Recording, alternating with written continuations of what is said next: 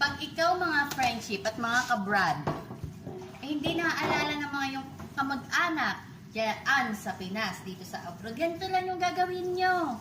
Bumili kayo ng isang cellphone at ganito. Kamusta ka na, self? Okay lang ako, self. Kumain ka na ba, self?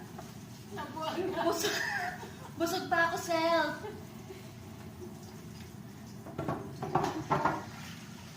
Nagpahinga ka na ba, self? Nagtatrabaho pa ako, self.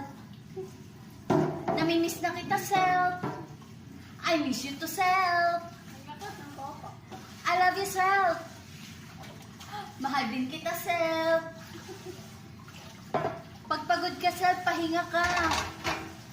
Oo naman, self. Huwag ka mag-alala. Magpapahinga ako pagpagod ako, self.